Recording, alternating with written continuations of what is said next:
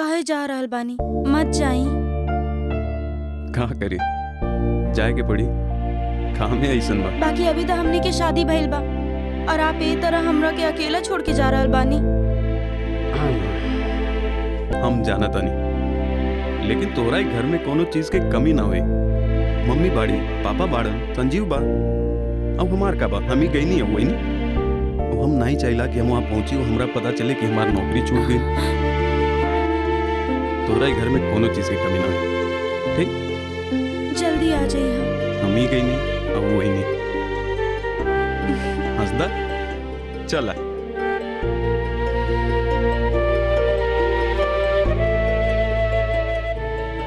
रवा भी कुछ बोली ना ओकरा, राउर बात सुनी।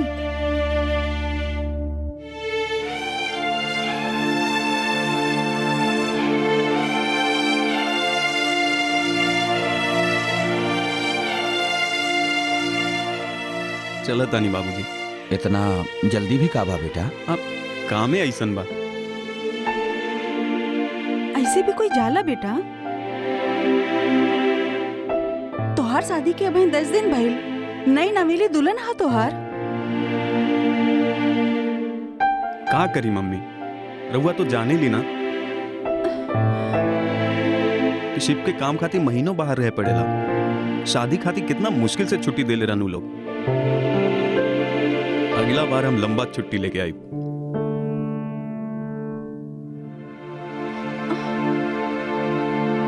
ध्यान रखिए अपन। रहुआ अपन ख्याल रखब। हाँ बेटा। चला तानी बाबूजी। खुश रहा बेटा। चली माँ। खुश रहा।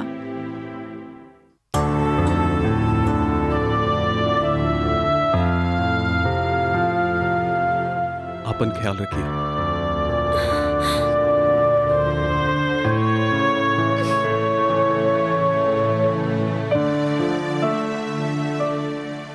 चला तानी बाबूजी। ठीक बा।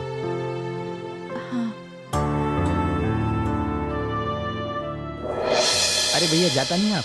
अरे हाँ हाँ, अच्छा सुन, घर के भाभी के अच्छा से ख्याल रखिए। अरे भैया आप टेंशन मत ली, भाभी के हम कौनो भी तरह से तकलीफ ना होवे दे। चल बदमाश। चलिए भैया छोड़ देता नहीं। अरे ना ना, रह दे। अरे चला छोड़ देता नहीं आपके हम, चला। अरे छोड़, चल।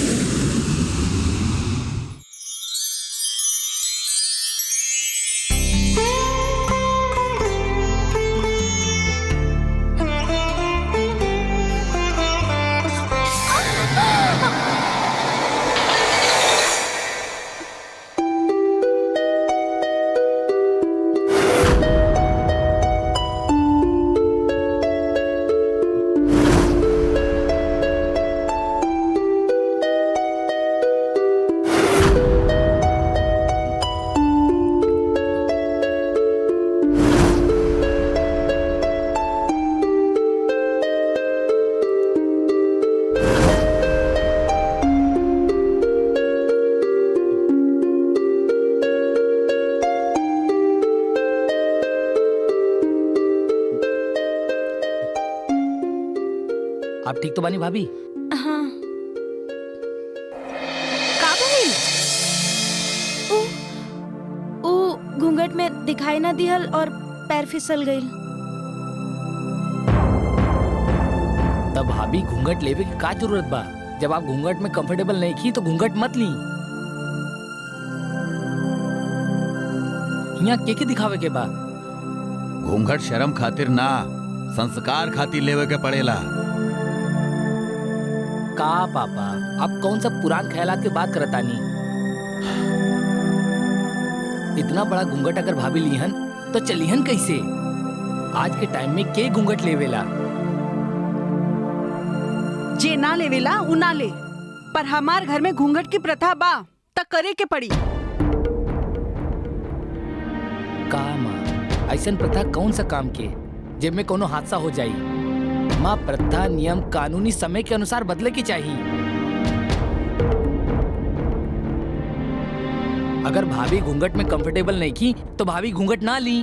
उनके काहे की फोर्स करे के बा? ई तू सही कहला, ई तो छोट के बात रहे, अगर घूंघट के कारण कोनो बड़ा हादसा हो जा तो दुल्हन आज से तहरा के घूंघट लेवे के कौनो जरूरत नहीं खे। जी बाबूजी।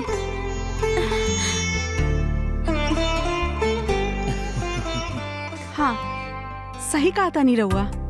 हाँ बहू, आज से घूंघट लेवे की कोनो जरूरत नहीं खे।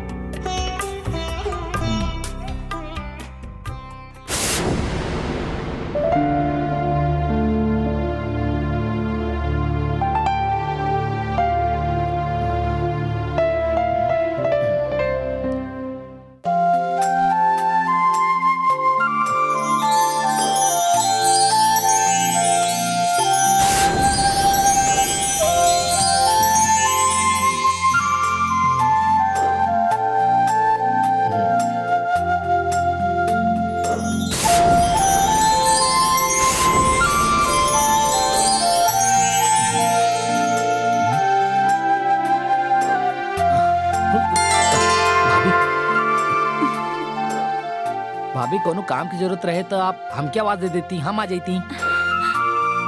कुछ खास काम ना रहे, बस आपके थैंक यू कहे आयल रही। थैंक्स काहे? ओ हमार घूंघट हटवावे खातिर। घूंघट में हमार बहुत दम घुटत रहे। Thank you. भाभी थैंक्स से कोनो बात नहीं खे। आपके पता बा, अगर ई जगह भैया भी होतन ऐसे ने काम करतन।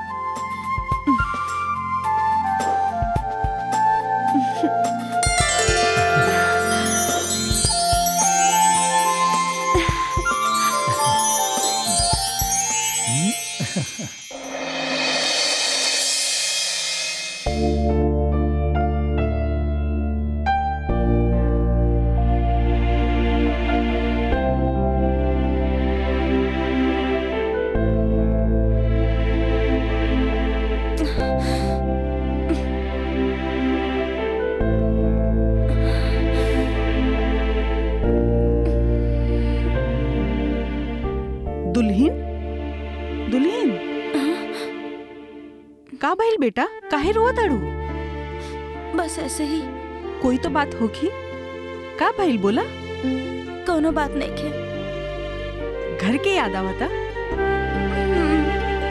तब बात करला? बात तो हो गई। फिर का बात बा? ओ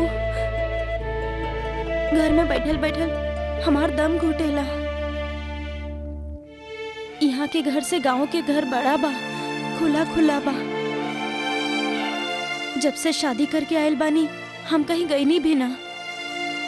जब नई जगह बदलेला ना तब थोड़ी दिक्कत आवेला। धीरे धीरे ना सब ठीक हो जाई और अच्छा लागे लगी। फिर घूमे फिरे से तोहरा के मना कैले बा? एका ससुराल नहीं, आपन घर समझ के रहा करा तो फिर का बना, तोहर मनो लागी और तोहरा के अच्छो लागी। खुश रहल करा। देखा अपने दिखावा तनी, रुका। संजीव, संजीव। हाँ माँ। बेटा जब से तोहार भाई गइल बा तो तोहार भाभी के प्रति कोनो जिम्मेदारी बनेला कि ना? मतलब? अरे तोहार भाभी के घर में बैठे बैठे मन ना लगेला। जब से शादी भइल बा कहीं ना गइल, दम घुटेला ओकरा के। थोड़ा सैर करा लावा, बाहर घुमा लावा तो एकर मन लग जाई। अच्छा माँ, अगर ऐसा बात बा तो कल भाभी के हम पूरा शहर दिखा देब। अब तक खुश बेटा? ध्यान से घुमा लिया, हमरा दोबारा ना बोले पड़े। ठीक बा माँ, हम आवतानी 1 मिनट।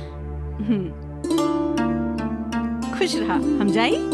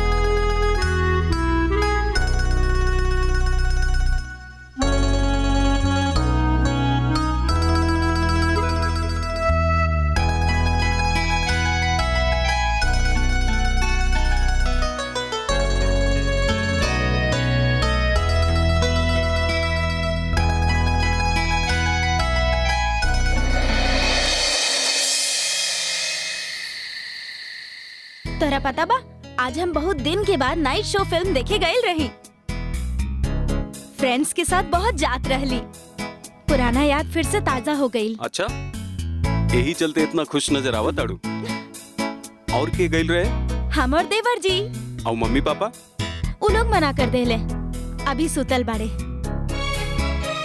राजीव पता बा, मम्मी पापा बहुत अच्छा बाड़े, हमरा के कबो कोनो चीज खातिर ना रोके टोके ले और ना ही नाइट शो मूवी देखे खातिर।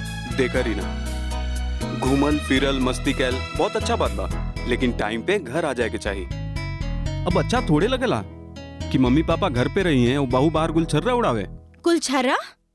ई कैसन बात कर रहल बानी आप? हम देवर जी के साथ गइल रही, केहू और के साथ ना। हाँ पता बा, लेकिन का गुलछर्रा के मतलब ही जाने ला तू? अरे हम ऊ नहीं की कहत जे तू समझा ताड़ू। हम सब समझ रहल बानी, हमरा के तोरा से कोनो बात नहीं की करे के।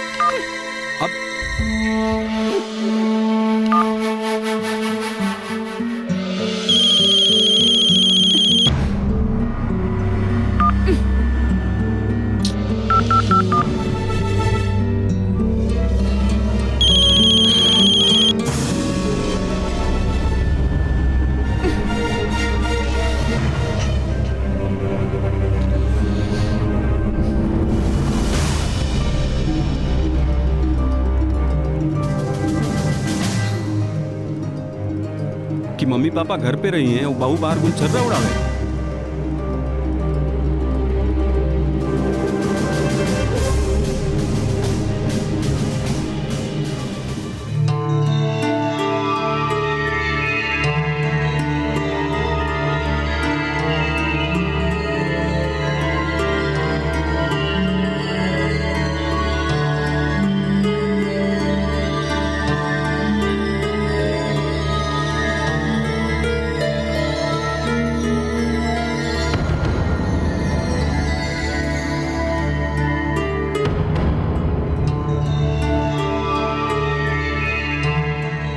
संजीव,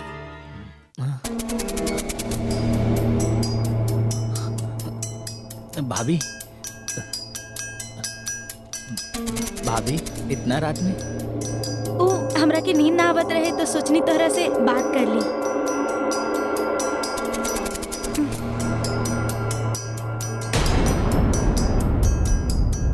तू शराब पी रहल बाड़ा? जी, हम थोड़ा चुप चुप के शराब पी हिला। भाभी प्लीज आप माँ पापा की मत बताइए।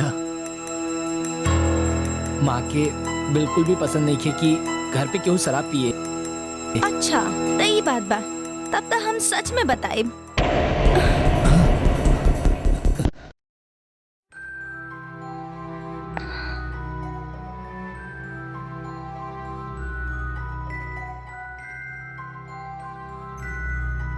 भाभी प्लीज, पापा के पता चली तो हमार जान ले ली हन। भाभी ठीक बा, हम ना बताई, बाकी एको शर्त पर। का शर्त बा भाभी? हम भी तोहरा साथ बैठ के पियब। का आप शराब पिए ली? हाँ, एक बार टेस्ट कैले रही, बाकी आज तोहरा साथ बैठ के पियब। अरे नहीं भाभी, शराब पियल वैसे भी अच्छी बात नहीं है भाभी, प्लीज। अरे तू बेकार की बात मत करा, जा जल्दी से पैक बनावा। जा, अरे जा।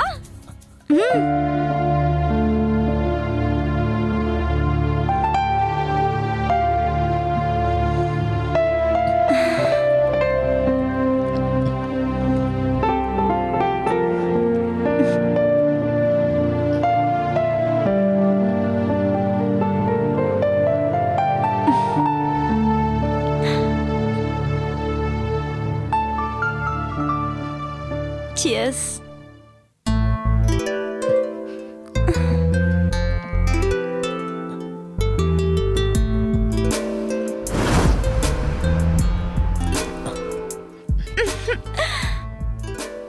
और दा। भाभी और? अरे तू दा ना।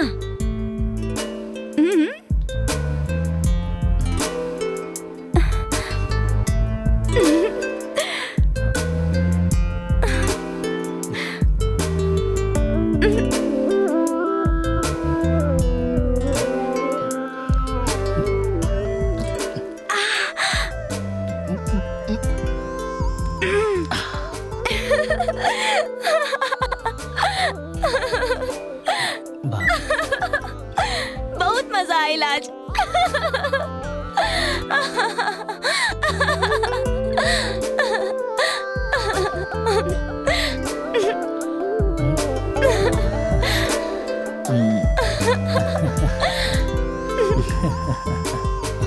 आज बहुत मजा आयल। कितना दिन बाद हम हंसले बानी।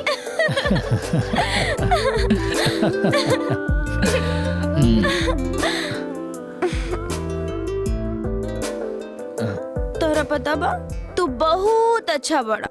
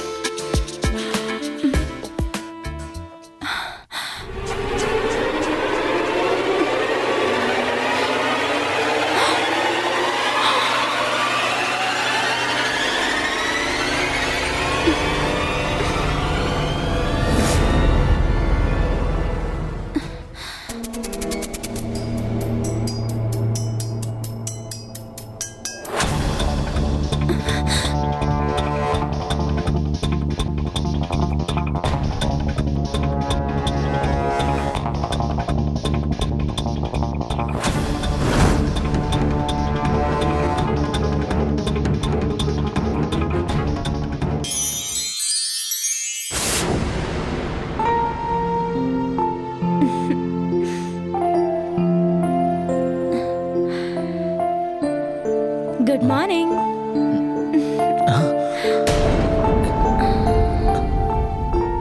का भइल? तू ठीक तो बड़ा? भाभी प्लीज, कल रात जौन भी हमने के बीच भइल उ नशा में भइल, और हमने की और आगे ना बढ़े के चाहिए, और हमने के और आगे ना बढ़ी ये खातिर हमने के बहुत जरूरी बात दूरी बना के रखल। ये सब गलत है भाभी। गलत? शादी के 10 दिन बाद एक लड़की के ओकर पति छोड़ के नौकरी पर चल जाला, वो गलत नहीं खे? लेट नाइट मूवी देख के आए तो ओकरा ही सुने खातिर मिले कि तू गुलछर्रा उड़ा रहल बाड़ू, वो गलत नहीं खे? देखा संजीव, हमनी के बीच में कल रात के जे कुछ भी भइल वो सही बा कि गलत हम नहीं जानत।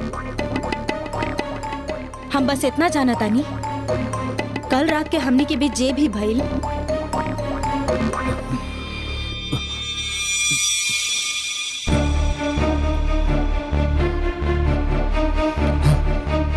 ये सब गलत है भाभी। हमने ये सब भैया के साथ बहुत गलत करतानी। ये सब गलत बा। अगर भैया के पता चल गई तो उनकरा कितना बुरा लगी भाभी। कैसे पता चली? जब तक हम और तू अपन मुंह से ना कहा। तो जैसन चल रहल बा वैसन चलेदा, समझला?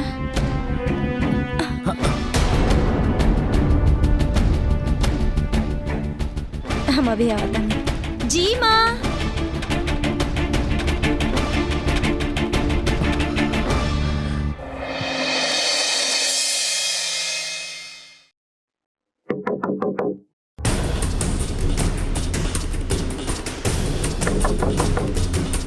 के बा? संजीव, हम बानी। दरवाजा खोला। खोल रहल बाड़ा कि सबके चिल्ला के जगाई?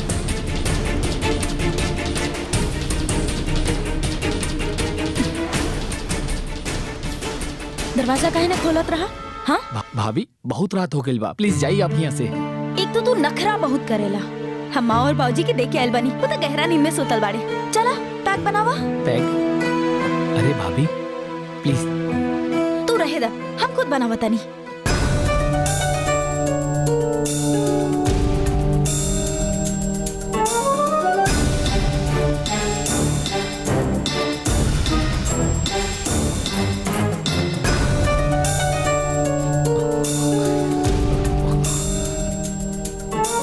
बैठा।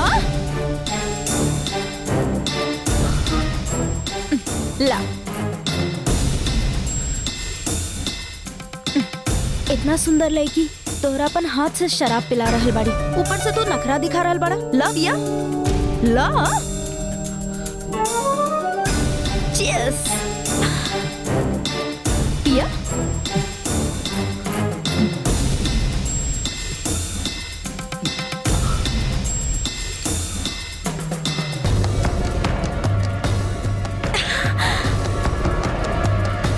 अरे तू पीला ना, चल हम पिला बतानी। अरे भाभी, अरे अरे भाभी, पिया ना।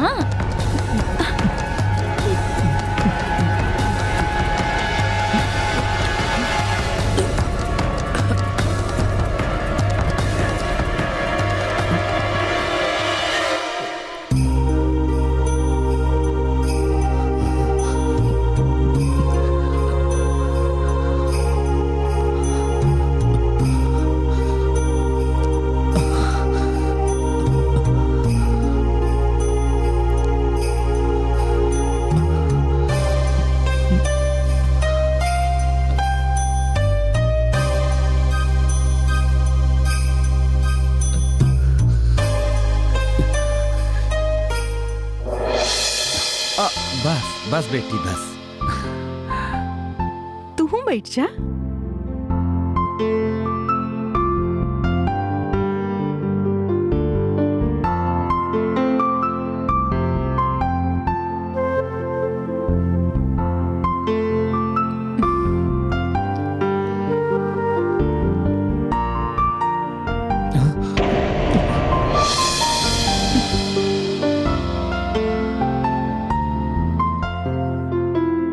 पापा, हम दिल्ली शिफ्ट होके चाहता नहीं। दिल्ली का पापा हमके वहाँ से एगो जॉब ऑफर आइल बा, तो हम जॉब करल चाहता नहीं। जॉब लेटर कोनो पहले ना आयल रहे का? अब हमरा मालूम बा कि तू ऐसन जगह जॉब कबो ना करल चाहबा जेकरा में घर से दूर रह के पड़ी। अब राजीव भी 6-6 महीना घर से बाहर रहा।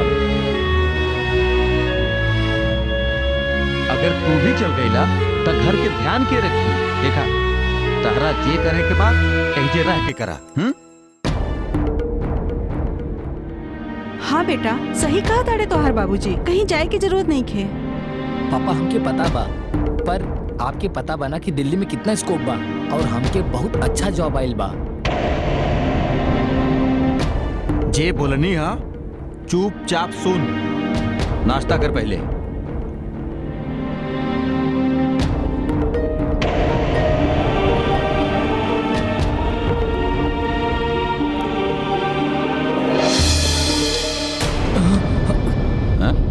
का भइल बेटा?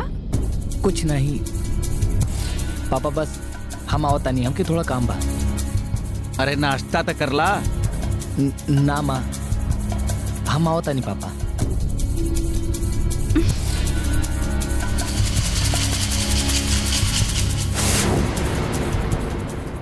दिल्ली जाए के का नाटक बा? कोनो नाटक वाटक नहीं की भाभी, हमके भैया के लेके बहुत बुरा लगा था। आपके ना लागेला कि हमनी भैया के धोखा देता नहीं? ये खातिर हम दिल्ली जाए तो इस सब चक्कर से हम दूर हो जाए। बस तू दोनों भाई के अपना ही पड़ल बा। एगो शादी करके चल गई और दूसर जाए के बात करता। हमरा बारे में तो क्यों सोचबे ना करेला। का भाभी, आपके इस सब का गलत ना लागेला? गलत गलत तब होई जब हम तोहरा के छोड़े के बात करब। और एगो बात कान खोल के सुन ला, तू कहीं ना जाइबा, समझ गईला?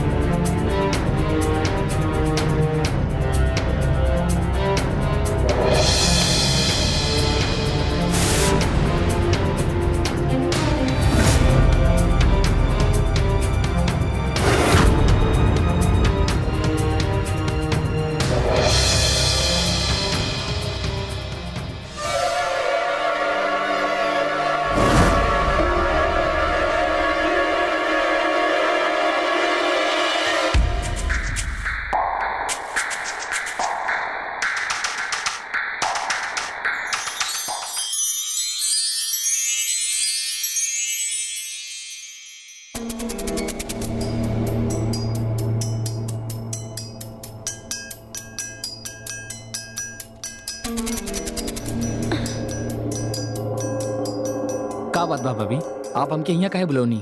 तो और का करती, घरे वालन के सामने बिठा के पूछती कि आजकल तू हमरा से दूर काहे भाग रहल बड़ा, दिल्ली जाए के ड्रामा कर रहल बड़ा, और कल रात के तक माई बाबूजी के साथ ही जाके सूत गए रहा काहे? ये कौनो ड्रामा नहीं खे भाभी, हमनी दोनों मिलके भैया के साथ धोखा करतानी और ये बिल्कुल हमके पसंद नहीं खे। ऐसन तोहरा लकेला, हम केहू के धोखा नहीं देवत, हम तो तोहरा से प्यार करीला। चला ना कहीं भाग के शादी कर ले जा। का बात करतानी भाभी, शादी और हमनी दोनों, ये बिल्कुल भी ना हो सकेला। ये सब बकवास बात हमके बिल्कुल भी पसंद नहीं खे। ठीक बा, शादी ना कर सकेले लेकिन साथ त रह सकेले हमेशा खातिर। जैसन चल रहा बा वैसन चले दा।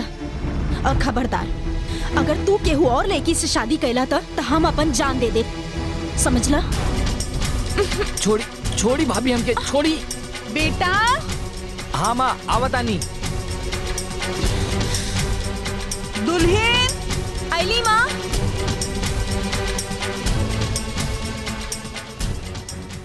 जी माँ। बेटा आज हमनी जाता नहीं। कहाँ? बेटा गांव के पट्टीदारी में एक लोग बाड़े, उनकर बेटी के शादी के न्योता आयल बा। त हमरा के और तोहार अम्मा के कुछ दिन पहले ही जाए के हुई। तू जा और जाके अब गाड़ी निकाला। अब तू और दुल्हन एक दिन पहले आ जाइया। आइबा ना? जी पापा। लेकिन मम्मी, अच्छा होई आप भाभीयों के ले जाती अपना साथे। का बाना भाभी अकेले हो जाइए यहाँ पे, वो का है ना वहाँ पर रिश्तेदार रही हैं तो उनकरा संगे घूम पाई हैं, तो प्लीज उनके भी ले जाइए आप। वो कहा ना बेटा, अब ही नई नवीली दुल्हन बाड़ी। ओ हुआ इतना लोग हुई हैं, सबसे पर्दा करे के पड़ी, सबकी सेवा करे के पड़ी, थक जाई बेचारी। और नई नवेली दुल्हन गांव घर में जाई बिना पति के त अच्छा भी ना लागेला ना। हाँ बात तो सही बा आपके, लेकिन भाभी आपके बोल लेखे पावत, लेकिन वो जाए चाहिए, तो प्लीज उनकरा के ले जाई ना। अरे तो मन होखे ता चला साथ में। कहा न बहू, वहाँ सब लोगन के बीच ना तोहरा के बैठे उठे में तकलीफ हुई। शादी के घर बा, इतना लोग हुई है। जी माँ। फिर भी तोहार इच्छा बात है, चला। ना माँ, आपकी चिंता करे की कोनो बात नहीं है, हम ही है रहब। देवर जी के त आदत बा मजाक करे के। हाँ ना देवर जी? हाँ पापा। चला चला बेटा चला, देर हो जाएगी ला। हाँ चली माँ। बहू आपन ध्यान रखिए। हाँ जी माँ। और घर के भी। हाँ।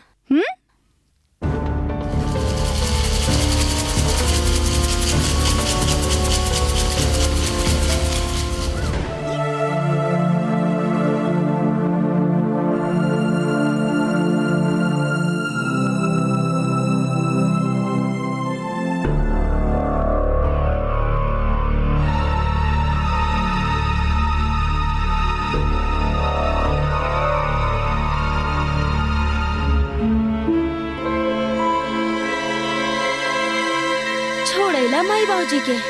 हाँ छोड़ेंगी। ओहो, इतना नखरा। अभी तो मौका मिलल बा देवर जी। अब कुछ दिन खातिर तोहार और हमार प्यार के बीच केहू ना आ सकेला। ये सब गलत बा, आपके हम कितना बार बताई भी। तू समझे लेगा अपने आप के? हाँ, एक औरत तोहरा से प्यार करे चाहेली, तोरा के अपना बनावे चाहेली, और तू नखरा दिखावा ताड़े। प्यार? अरे भाभी हवस बाई हवस, आपके प्यार के बारे में का पता बा? जौन औरत केहू और मर्द के साथ संबंध बनावेली, वो रिश्ता के नाजायज कहल जाला, नाजायज। ये हवस है भाभी, कौनो प्यार वार नहीं खे। अच्छा, ताज बड़ा ज्ञान याद आ गई। उ रात के का भइल रहे? इतना ही ज्ञान रहे तो बहकला का है, हमरा अंदर ना आवे देता, कौनो भी बहाना करके हमके बाहर भगा देता।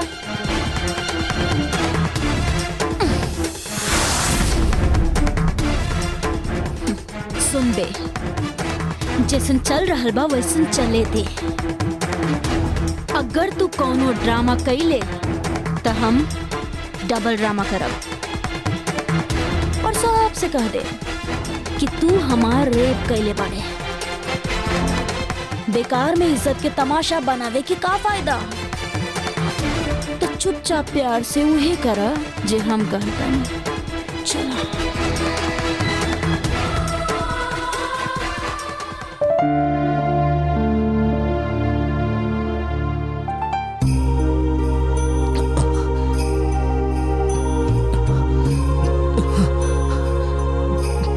भाभी, तू करत आड़ा कि हम चिल्लाई?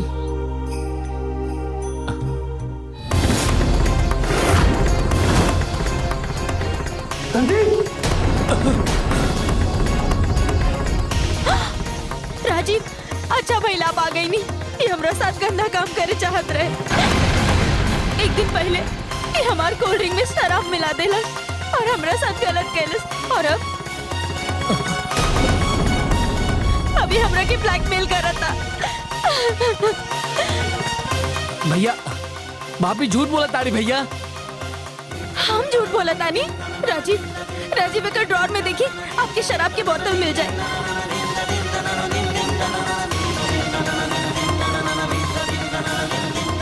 भैया भैया भैया, एक बार हमारी बात तो सुनी।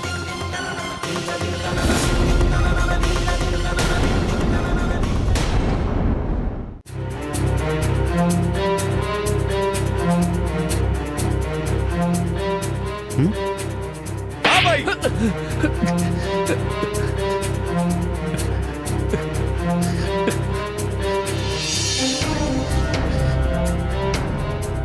भैया, हम जरूर दारू छुप छुप के पियत रही, पर भाभी हमारा फोर्स के लिए संबंध बनावे खातिर। ना, ये झूठ बा, ये झूठ बा राजीव। एक औरत कभी संबंध बनावेला फोर्स ना करेले, जबरदस्ती कैल मर्द के काम बा। जरूर तू ही कुछ गलत कैले हुए बे। भैया संजीव, हम तोरा भाभी के केयर करे खातिर कहले रही ना, का कैले तू? तोरा तनिको शर्म ना आइल अपन भाभी साथे ही सब करते? हमारी बात तो सुना भैया। का सुनी जब सब हम अपन आँख से देख ले बानी? का बतल सुने खाती? हाँ, अब जे भी सुने सुनावे के होई मम्मी पापा के सामने हुई। ये का कैला तू? का कैला? का कैला? अरे तू तो अपन खानदान के नाम में खराब करके रख देला। अपन भाभी के साथ ही सब कैला। अरे सारे रिश्तेदार में तोहरा के कोई अपन पास भी खड़ा ना रखी। आज जो तू अपन भाभी के साथ कैला ना, कल के तू कोनो के साथ भी कर सकेला। माँ, मत कहा हमरा के माँ, मर गई आज से तो हर माँ। ऐसा मत कही माँ। तो फिर का कही? बेटा, जे तू कैला ओकरा पे गर्व महसूस करी। तोहरा के ये सब करे से पहले कुछ समझ में ना आई? हमार बुढ़ापा के बारे में भी ना सोचला।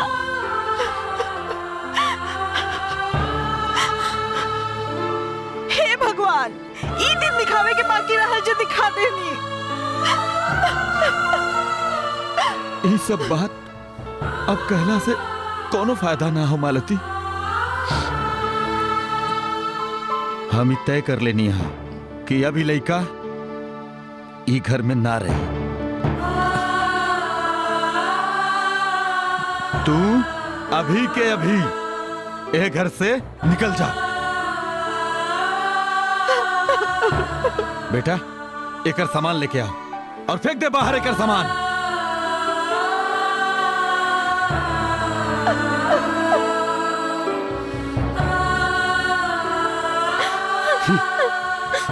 उठा अपन सामान और निकल यहां से। अरे जाता लेकिन ना तू। पापा,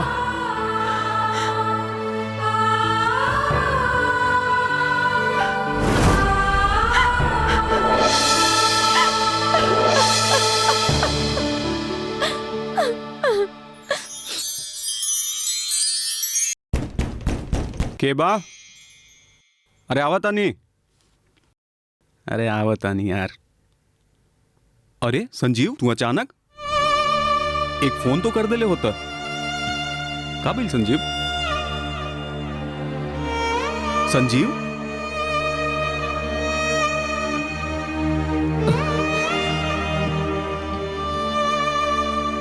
काबिल संजीव, इतना अपसेट क्या है बड़ा? दीपक हमके घर से निकाल दिया गई। का? दीपक हमारा संगे भाभी जबरदस्ती करत रही। का?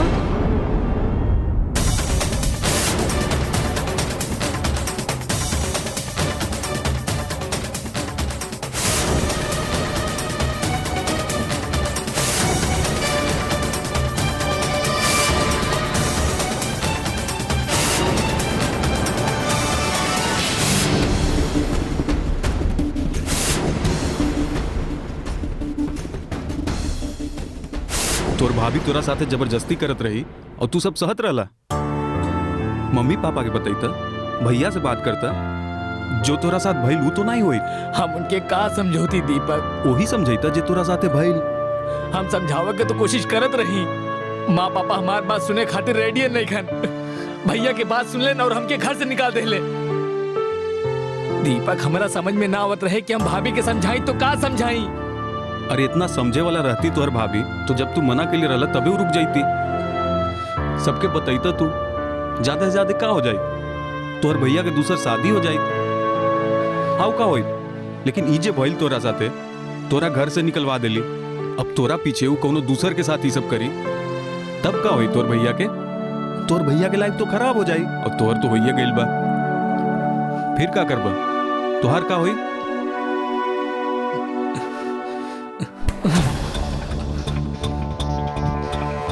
भाई कुछ गलत होत रहे ना तो ओकरा उहे वक्त और उहे जगह रोक देवे के चाहिए, न तो फिर हाथ में कुछ न रह जाला।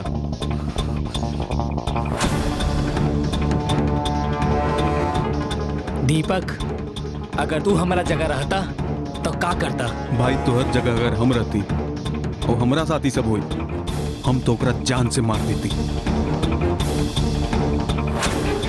हाँ, जान से मार देती।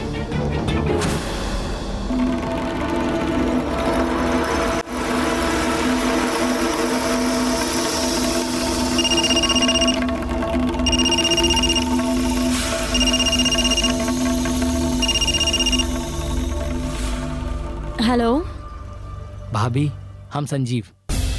ओहो, का बात बा? घर से बाहर निकले के बाद भी आपके हमारी याद आ ही गई। बतावा, अब का चाहेला? भाभी आप जे बात हमके बतावत रहनी, मने जौन बात बतावे के कोशिश करत रहनी, वो हमरा बाद में रियलाइज भइल कि आप सब सही कहत रहनी। आप जे बात बतावत रही हमके आपके हिसाब से ही चले के चाहत रहल। अरे वाह। और भाभी अब आप जैसा चाहिए ना, हम वैसे न करब। अब हम संजीव सिर्फ आप ही के बानी। भाभी हमके आपसे मिले के बहुत मन करता। प्लीज एक बार हमारा से मिली ना। अच्छा ता आजा, घर आजा। ना घर तो हम ना आ पाइब ना, तो कहीं और बाहर मिली। ठीक बा, बतावा कहाँ आवे के बा? लेकिन हाँ भाभी, आप क्यों के बताई मत। ठीक बा, ना बताई, पर मिले के कहाँ बा? वो भाभी हमनी के घर के सामने जौन गार्डन बा ना, हुआ मिले के। ठीक बा, आके मिला तानी। ठीक बा भाभी। केकर फोन रहे? उ हमारे को सहेली के फोन रहे। हम ओकरा थोड़ा देर खातिर मिल के आवतानी। हाँ, ठीक बा।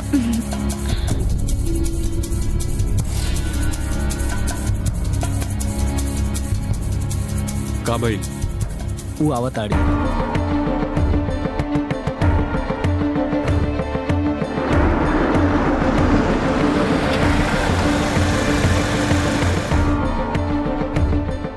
दीपक तोरा पता बना का करे के हा?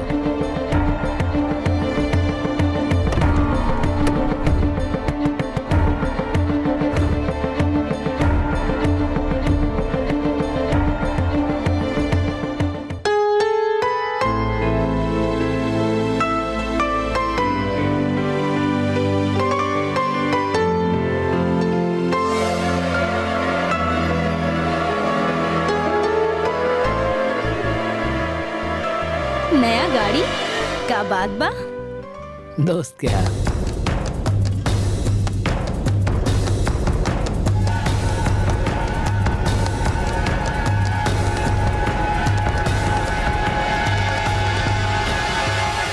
हमरा के पता रहे तू हमार बिना रह ही ना पैबा। देखला बुला लेला ना अकेला में मिले।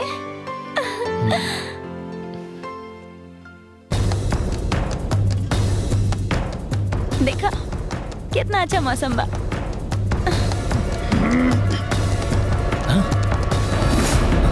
ई के बा? संजीव तू हमरा के यहाँ काहे बुलेला? संजीव ई का करल बाड़ा तू? देखा संजीव, हमनी घर जाके शांति से बैठ के बात करब। हमार भाभी, हमार प्यारी भाभी, संबंध बनावे के बाना। हाँ? तो हमार जिंदगी ना खराब कैले बाड़ू। तो के चीज पता बा? हाँ? तो के चीज पता बा? हाँ?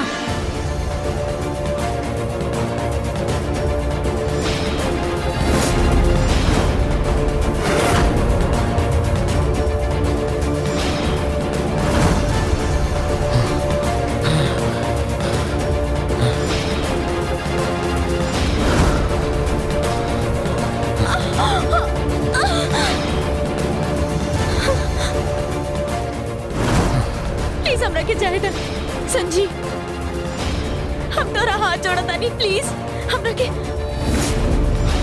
संजीव, हमरा के माफ कर दे प्लीज। यो!